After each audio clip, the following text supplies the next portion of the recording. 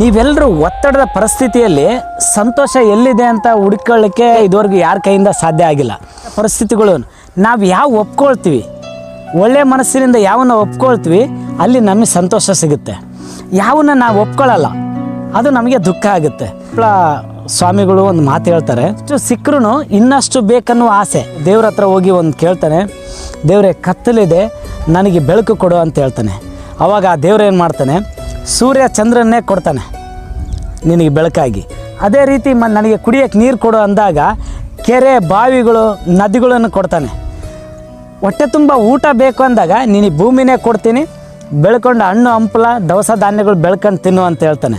ಜನಗಳೆಲ್ಲ ರಾಜರ ಹತ್ರ ಹೋಗಿ ನನಗೆ ಒಂದಿಷ್ಟು ಜಾಗ ಬೇಕು ಅಂತ, ಆ ದೇವ್ರ ರೂಪದಲ್ಲಿ ರಾಜ ಒಂದು ಮಾತು ಹೇಳ್ತಾನೆ, ಸರಿ ನೀವು ನಡ್ಕೊಂಡು ಹೋಗ್ರಿ, ಎಷ್ಟು ದೂರ ನಡ್ಕೊಂಡು ಹೋಗ್ತೀರಾ ಅಷ್ಟು ಜಾಗ ರಾಜಿಗೆ ಕೊಡ್ತೀನಿ ಅಂತ ಹೇಳ್ತಾನೆ. ಆವಾಗ ಆ ಜನಗಳು ಏನು ಮಾಡ್ತಾರೆ, ಎಲ್ಲರೂ ಬುತ್ತಿ ಕಟ್ಕೊಂಡು ಹೋಗ್ತಾರೆ ನಡಿಲಿಕ್ಕೆ. ಸುಮಾರು ದೂರ ಹೋಗ್ತಾರೆ. ಒಬ್ಬನು ಹೋಗ್ತಾ ಹೋಗ್ತಾ ಸ್ಪೀಡಾಗಿ ಮುಂದೆ ಹೋಗ್ತಾನೆ. ಹೋಗಿ ತುಂಬ ಹಸು ದಣಿವಾಗುತ್ತೆ. ಅಲ್ಲಿ ತಾನು ತೆಗೆದಿರ್ತಕ್ಕಂಥ ಬುತ್ತಿ ತೆಗೆದು ಊಟ ಮಾಡೋಕ್ಕೆ ಕುಂದಿರ್ತಾನೆ. ಇನ್ನೇನು ಊಟ ಮಾಡಬೇಕು ಅನ್ನೋದ್ರೊಳಗಡೆ ಜನ ಹಂಗೆ ಬಂದುಬಿಡ್ತಾರೆ. ಅದನ್ನು ಹಂಗೆ ಮುಚ್ಚಿಟ್ಟು ಮತ್ತೆ ಇನ್ನೂ ಮುಂದಕ್ಕೆ ಹೋಗ್ತಾನೆ. ಅಂದರೆ ಇಲ್ಲಿ ಎಲ್ಲ ಜನಗಳು ಒಂದು ಸ್ಪರ್ಧೆ, ನಾನು ಮುಂದೆ ಹೋದ್ರೆ ನನಗೆ ಭೂಮಿ ಜಾಸ್ತಿ ಸಿಗುತ್ತೆ. ಅದೇನು ಮಾಡ್ತಾನೆ, ಊಟ ಮಾಡಲಾರ್ದೆ ಹಂಗೆ ಮುಂದಕ್ಕೆ ಹೋಗ್ತಾನೆ. ಅಲ್ಲಿ ಒಂತಲ್ಲಿ ಬಾಯಾರಿಕೆ ಆಗಿ ನೀರನ್ನು ಕುಡಿಯೋಣ ಅಂತ ಹಿಂಗೆ ಕುಡಿಯೋಕ್ಕೆ ಹೋಗ್ತಾನೆ. ಮತ್ತೆ ಜನನು ಹಂಗೆ ಬಂದುಬಿಡ್ತಾರೆ. ಅಲ್ಲಿ ಭೂಮಿ ತಾಯಿ ಒಂದು ಮಾತು ಹೇಳ್ತಾಳೆ, ಈ ಭೂಮಿ ನಿಂದಲ್ಲ, ಈ ಭೂಮಿ ನಿನಗೆ ಫ್ರೀಯಾಗಿ ಕೊಡ್ತೀನಿ, ಲಾಸ್ಟಿಗೆ 3 ಅಡಿ 6 ಅಡಿ ಜಾಗ ಮಾತ್ರ, ಅಲ್ಲಿ ನೀನು ಸುಖವಾಗಿರು. ಅದು ಬಿಟ್ಟು ಇದೆಲ್ಲ ನಂದು ಇದೆಲ್ಲ ನಂದು ಅನ್ಬೇಡ, ಭೂಮಿ ನಂದಿದು. We are not owner of the land, donor is the owner of the land.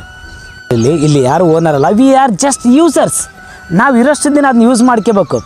ಯಾವ ರೀತಿ, ಕೆಡಲಾರ್ದಂಗೆ ಹೂಗಳ ಮೇಲೆ ದುಂಬಿ ಕುತ್ಕೊಂಡು ಅದರ ಮಕರಂದವನ್ನು ಹೀರ್ಕೊಂಡು ತನ್ನ ಜೀವನವನ್ನು ಸಾಗಿಸ್ತಾ ಇರ್ತಾನೆ. ಮನುಷ್ಯ ತಾನು ಯೂಸ್ ಮಾಡ್ತಕ್ಕಂಥ ಏನು ಪ್ರಕೃತಿನ ಅವನು ನೀಟಾಗಿ ಸದುಪಯೋಗ ಮಾಡ್ಕೊಂಡು ಒಳ್ಳೆಯ ರೀತಿಯಲ್ಲಿ ಬಳಸ್ಕೋಬೇಕು, ಅದನ್ನು ಹಾಳು ಮಾಡಬಾರ್ದು ಸ್ನೇಹಿತರೆ. ನಮಸ್ಕಾರ.